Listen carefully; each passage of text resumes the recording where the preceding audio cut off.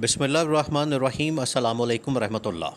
आसिफ अली जरदारी के खिलाफ जो महाज खोला गया है, अब आसिफ अली जरदारी बजाते खुद ट्रैप के अंदर आ गया और आसिफ अली जरदारी को पकड़ने के लिए, ट्रैप करने के लिए कुछ नहीं करना पड़ा। उसने खुद ही, ये होता है जो इंसान दूसरों के लिए गड़ा खोदता है आखिरकार उसमें जाके खुद गिरता है। अब जरदारी इस ताक में बैठा हुआ था, जरदारी ये प्लान बना के बैठा हुआ था कि 28वीं तरमीम के लिए, सूबों के लिए, इंतज़ामी यूनिट्स के लिए और बाकी मामलात के लिए पीपल्स पार्टी की सपोर्ट दरकार होगी, चाहिए होगी।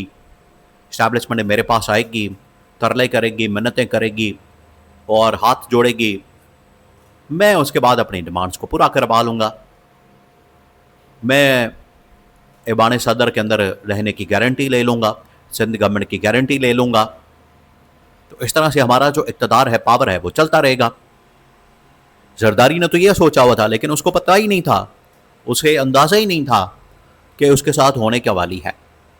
और इत्तेफाकन माहौल इस तरह का बन गया। ऑलरेडी इनकी लड़ाई है, इनके दरमियान इख्तलाफात है, इस्टेब्लिशमेंट के साथ इनका झगड़ा है, लेकिन इत्तेफाकन एक मामला सामने आया जिसकी वजह से ये फंस गया। मामला ये है, जुडिशल कमीशन की जानिब से जजेस की तैनाती के हवाले से मुख्तलिफ हाई कोर्ट्स में एक लिस्ट भेजी जाती है, एक प्रॉपर चैनल के ज़रिए प्रॉपर चैनल इस्तेमाल किया जाता है। और ये आप समझें कि एक आइनी कानूनी रिक्वायरमेंट है जो कि आपने पूरी करनी है। वज़ीर आज़म के थ्रू ये मामला जाता है सदर के पास। अब सदर इस लिस्ट को लेकर बैठ गया, उसने अपने नीचे दबा ली है। बजाय इस लिस्ट के ऊपर साइन करे, उसके ऊपर दस्तखत करे, जो कि 15 दिन का टाइम होता है आइन और कानून के मुताबिक, जरदारी ने वहाँ पर लोचे ये तला। लोचा आपको पता है इनकी जानिब से हर जगह के ऊपर तला जाता है। हर जगह पर इन्होंने कोई ना कोई अपनी फरमाइश है, इन्होंने हर कोई अपनी डिमांड, अपना मुतालबा, अपनी कोई ना कोई ख्वाहिश वो सामने रखनी होती है ताकि हमारा कोई मुकम्मल किया जा सके, हमारा कोई डील करवाई जा सके, हमारी कोई अंडरस्टैंडिंग करवाई जा सके, हमारा किसी स्टेज के ऊपर मामला सेट करवाया जा सके। ये इनकी ख्वाहिश होती है। अब हुआ ये है कि जो जरदारी के पास लिस्ट मौजूद है उसके ऊपर साइन ना करने की वजह से इस्लामाबाद हाई कोर्ट में पिटिशन लग गई है और पिटिशन के अंदर ये कहा गया है कि जरदारी आइन और कानून से रूगर्दानी कर रहा है, आइन और कानून की खिलाफ वर्जी कर रहा है। उसके ऊपर अमल दरामद करने के बजाय, उसके ऊपर आइन और कानून के मुताबिक चलने की बजाय और जो लिस्ट आई है उसके ऊपर दस्तखत करने के बजाय ये क्या कर रहा है, उसको डिले कर रहा है। और अगर इसकी जानिब से डिले किया जाता है, अगर इसकी जानिब से मज़ीद इसके अंदर डिले करके इसके ऊपर साइन नहीं किए जाते, इसके ऊपर दस्तखत नहीं किए जाते और जजेस की तैनाती के हवाले से नोटिफिकेशन जारी नहीं किया जाता, तो उस सूरत में जरदारी के ख़िलाफ़ किसी वक्त भी एक्शन लिया जा सकता है, किसी वक्त भी कार्रवाई की जा सकती है और इसके बाद जरदारी को निकाला जा सकता है। और इसमें इस्तिस्ना जो जरदारी के पास मौजूद है वो रुकावट नहीं बनेगी, उसकी वजह से जरदारी का इस्तिस्ना काम नहीं आएगा। ये एक ऐसी चीज़ है, ये एक ऐसा मामला है, अगर इसके ऊपर अमल दरामद नहीं करना पड़ता, अगर जरदारी इसके ऊपर अमल दरामद नहीं करता तो ऑटोमेटिकली जो आइन और कानून है वो अपना रास्ता लेते हुए जरदारी को उड़ा देगा। ये बड़ा क्लियर हो गया है। अब इस्लामाबाद हाई कोर्ट, आपको पता है इस वक्त जितनी भी अदालतें हैं, पूरा का पूरा जो अदालती निज़ाम है वो सारा का सारा इस्टेब्लिशमेंट के कंट्रोल में है, इस्टेब्लिशमेंट के पास है। तो इस्टेब्लिशमेंट जब चाहे इस्लामाबाद हाई कोर्ट को मैनेज कर ले, सुप्रीम कोर्ट ऑफ पाकिस्तान को मैनेज कर ले और किसी भी अदालत को मैनेज कर ले, उनके लिए तो मसले वाली बात कोई नहीं। तो इस्लामाबाद हाई कोर्ट में ऑलरेडी उनका एक अपना बंदा इस्टेब्लिशमेंट का चीफ जस्टिस सरफराज डोगर की शक्ल में मौजूद है, उन्हें मसला कोई नहीं। अगर ये केस लग जाता है चीफ जस्टिस सरफराज डोगर के सामने या किसी भी जज के सामने, आखिरकार वो चीफ जस्टिस के मातहत है, तो एक कॉल आनी है, जरदारी का पूरा इस्तिस्ना फारग हो जाना और जरदारी को इस मामले के ऊपर, देखें यहाँ पर होगा क्या, यहाँ पर अब केस प्रेजेंट किया जाएगा और कहा जाएगा कि जरदारी साइन क्यों नहीं कर रहा, कोई मसला बताया जाए, अगर जरदारी इसके ऊपर साइन नहीं करता तो फिर इसको अल्टीमेटम दे दिया जाएगा।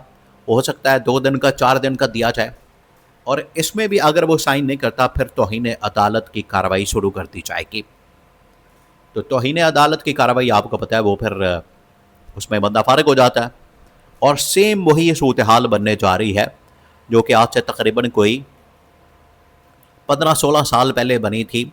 यूसुफ रज़ा गिलानी को जिस तरीके से उड़ा दिया गया, उसने जरदारी के ख़िलाफ़ लेटर लिखने के लिए जब उसे कहा गया, इनकार कर दिया। स्विस बैंकों को, जहाँ पर इनके स्विस अकाउंट्स हैं, जहाँ पर इनके महल हैं, वो जब लेटर उसने नहीं लिखा तो यूसुफ रज़ा गिलानी को तौहीन अदालत, कंटेम्प्ट ऑफ कोर्ट के मुकदमे में फंसा के, मुकदमे के अंदर ला के, कोर्ट के अंदर बुला के डिस्क्वालीफाई कर दिया गया, उसे उड़ा दिया गया, कंटेम्प्ट ऑफ कोर्ट कर दी गई।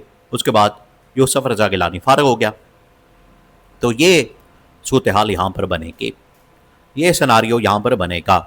इसलिए जरदारी अगर यहाँ पर बजाते खुद अपना ये लोच तलने से बाज रहता है और साइन कर देता है, नोटिफिकेशन जारी कर देता है, तो ठीक है, फिर इसकी बचत हो सकती है, ये बच सकता है। लेकिन अगर जरदारी यहाँ पर चालाकी करता है, 2 नंबरी करता है, यहाँ पर कोई इस्टेब्लिशमेंट के साथ जालसाजी करता है, धोखेबाजी से काम लेता है, तो फिर यहाँ पर इसका रहना मुश्किल हो जाएगा।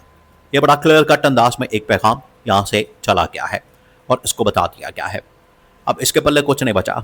अब यहाँ से मामला बिगड़ सकता है और जरदारी के ख़िलाफ़ जो पूरा जाल बिछाया गया है, उस जाल में आने की बजाय, उसमें ट्रैप होने के बजाय जरदारी खुद ही यहाँ से फारिग हो जाएगा और अदालत की जानिब से नोटिस मिल जाएगा और अदालत से ही फारिग हो जाएगा।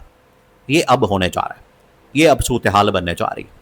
तो यहाँ से आप अंदाज़ा कर सकते हैं, इमेजिन कर सकते हैं कि जरदारी जो कि इस वक्त रडार के ऊपर मौजूद है, उसने अपने कार्ड्स खेलने के बजाय, क्योंकि उसके पास भी बहुत सारे कार्ड्स मौजूद हैं कि मैं गवर्नमेंट से अलग हो जाऊँ, मैं इमरान खान से इत्तेहाद कर लूँ, PTI से हाथ मिला लूँ, मैं इस्टेब्लिशमेंट के ख़िलाफ़ महाज खोल दूँ, बड़ी ऑप्शन मौजूद हैं। तो यहाँ पर उसने इसको, इन ऑप्शन को इस्तेमाल करने से पहले ही जरदारी ने अपने आप को फंसा लिया, ट्रैप कर लिया। तो इस्लामाबाद हाई कोर्ट में पिटिशन का आना ये इस बात का सबूत है कि इस्टेब्लिशमेंट अब नाराज़ हो गई है। इसी वजह से वहाँ पर पिटिशन गई है, क्योंकि पिटिशन भी आखिरकार इस्टेब्लिशमेंट का सिग्नल आता है, फिर ही आती है पिटिशन। तो ये अब जरदारी ने अपने आप को खुद ही फंसा लिया और अब जरदारी का बचना आप समझें कि नामुमकिन हो चुका है।